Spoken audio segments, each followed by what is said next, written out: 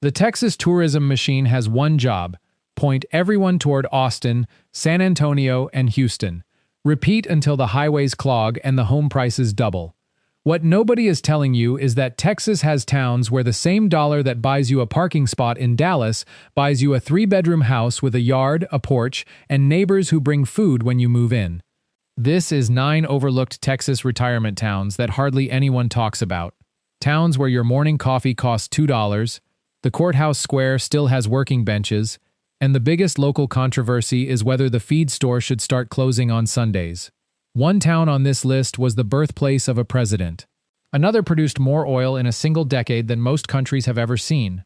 One sits on a river so clear you can watch the catfish from the surface. And one is so committed to its German heritage that the city council still conducts portions of its official business in German, in Texas, in the 21st century. Hit subscribe because we cover towns like these every single week. Starting with number 9. Number 9. Fredericksburg, population around 11,000. Gillespie County, the most aggressively German town in America and one of the most beautiful small cities in the state. German settlers arrived in 1846, named the town after Prince Frederick of Prussia, and kept their culture so intact that the Sunday houses they built for families living too far out for weekly church trips still stand on residential streets today, now on the National Register of Historic Places. Main Street is a living version of what a Texas commercial district looked like before the strip mall was invented. A mile and a half of limestone buildings from before the Civil War, filled with German bakeries, wine tasting rooms, and antique shops. Gillespie County now has more than 50 bonded wineries. The Texas Hill Country Wine Trail runs directly through Fredericksburg. The National Museum of the Pacific War sits right downtown, built around the birthplace of Fleet Admiral Chester Nimitz. Enchanted Rock, a pink granite dome rising 425 feet, is just 18 miles north. Median home prices hover around $450,000 to $500,000, higher than most towns on this list because the wine tourism economy has pushed values up. But retirees here are sitting on strong equity in a town with reliable Hill Country Medical Center access and no traffic lights for the first 3 miles outside downtown. Number 8. Jefferson, population 1,900. Marion County, deep East Texas, near the Louisiana border, and one of the most historically significant towns in the state that most Texans have never visited.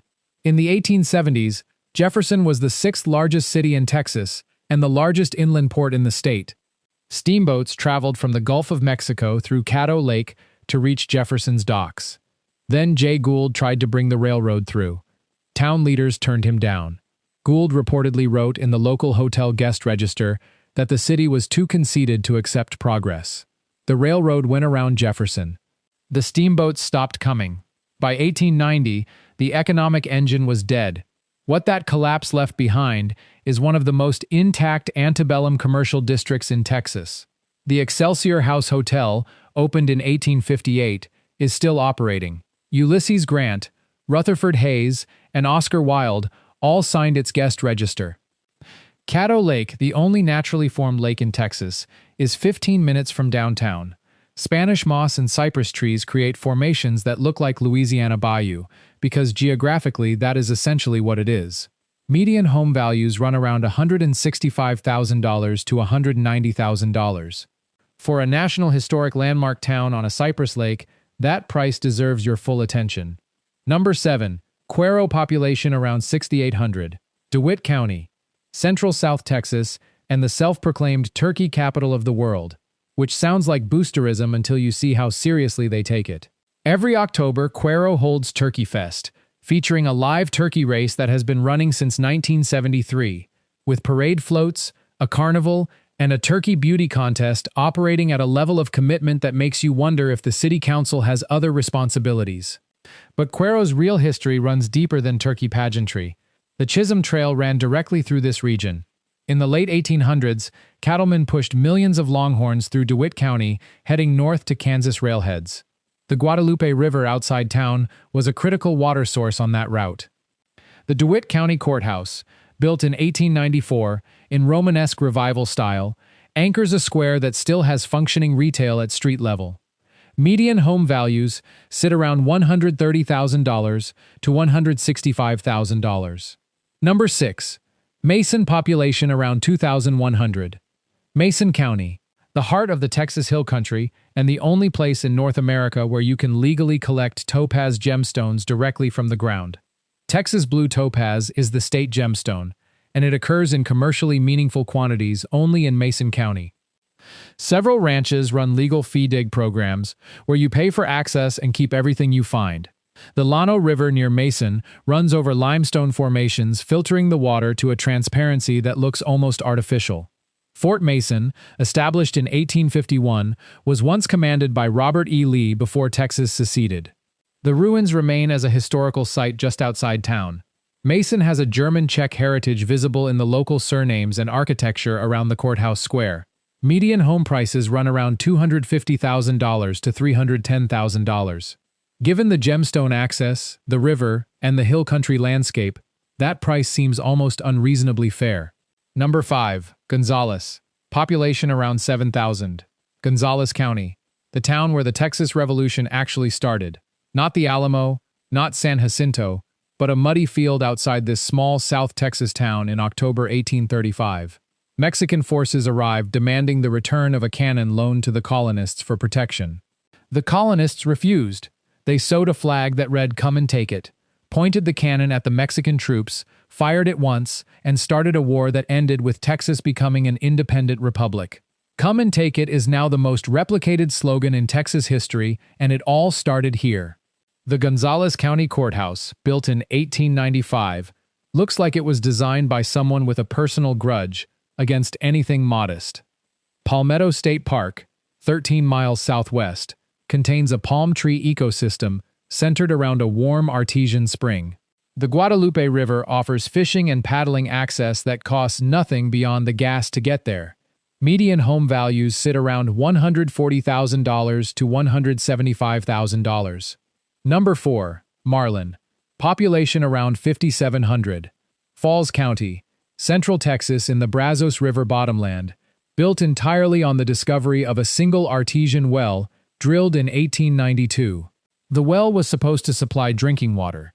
Instead, it produced hot mineral water that a local farmer claimed cured his rheumatism, loudly enough that the story spread across the South. Within a decade, Marlin was one of the most famous mineral spa destinations in the region. 14 Major League Baseball teams conducted spring training here between 1906 and 1946, including the New York Giants and the Detroit Tigers, because the mineral baths were considered good for sore arms and tired legs. President Woodrow Wilson took the waters here. Marlin is economically distressed today. Downtown has vacancy issues, a town this historically significant should not have. But for retirees who can see potential, median home prices run around $70,000 to $95,000. Properties that cost $400,000 in Austin sell here for under $100,000. The Brazos River is close. The history is real. The bones of the town are excellent. This one rewards vision. Number 3. Goliad.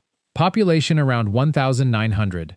Goliad County, one of the oldest continuously occupied sites in Texas, and home to a massacre that Texans remember with the same gravity as the Alamo, but that almost nobody outside Texas has ever heard of. In March 1836, Colonel James Fannin surrendered near the mission here, expecting his men to be paroled. Santa Anna rejected the terms. On Palm Sunday, roughly 400 Texan prisoners were marched out and executed. Remember Goliad became a battle cry, alongside Remember the Alamo at San Jacinto 6 weeks later. The graves are still there. The Presidio La Bahia, the fort where Fannin's men were held, is considered the best preserved Spanish colonial fort in the Western Hemisphere. Mission Espiritu Santo, established in 1749, sits restored inside Goliad State Park. At its peak, the mission managed cattle herds of up to 40,000 head, effectively pioneering the Texas cattle industry a century before the Chisholm Trail. Median home values run around $130,000 to $160,000. For a Spanish colonial fort, a state park, and a river, that is not a compromise. That is the reward for going where the marketing budget never reached. Number 2. Navasota. Population around 8,500. Grimes County, between Houston and Bryan College Station, and a town with more layers of Texas history than most people know how to process in a single visit. Navasota was the last known location of French explorer La Salle before Karankawa warriors killed him in 1687.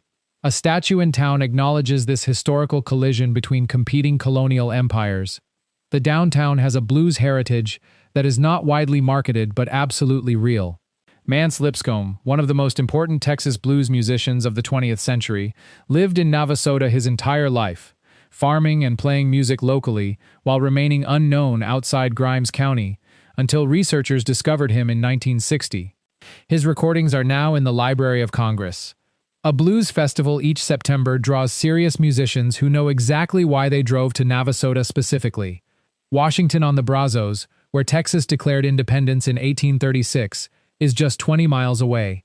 Texas A&M's medical facilities in Bryan College Station are within reasonable driving distance, which matters for retirees tracking healthcare options.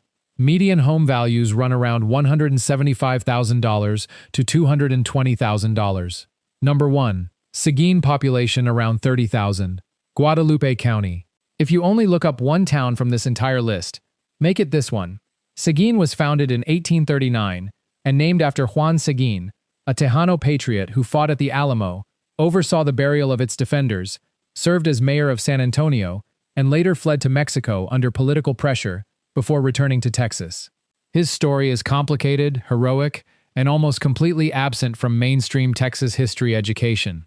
The town became famous for something that changed American construction forever. In 1853, settlers in Seguin invented a concrete building technique using locally abundant shell lime, creating what became known as limecrete construction. Seguin has more 19th-century concrete homes than any other city in the United States, roughly 90 documented structures, several still occupied as primary residences.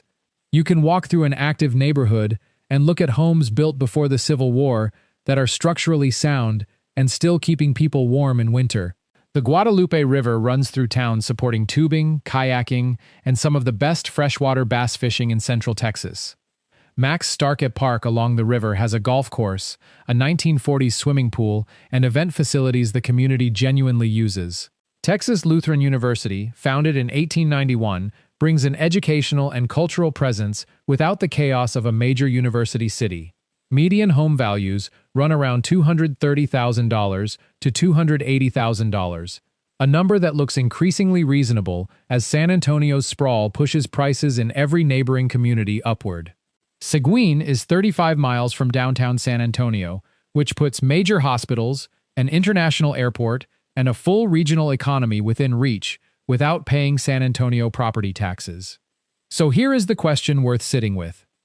If Seguin has concrete homes from 1853, Goliad has the best-preserved Spanish colonial fort in the Western Hemisphere, Jefferson sits on the only natural lake in Texas, and Fredericksburg has wine country living at hill country prices, then why does every retirement article start and end with the same 4 Texas cities that everyone already knows about and can no longer afford? The answer is simple. Those cities have marketing departments. These towns have a courthouse, a historical marker, and a few thousand people who prefer it quiet. Nobody is spending money to send you to Marlin or Mason or Navasota.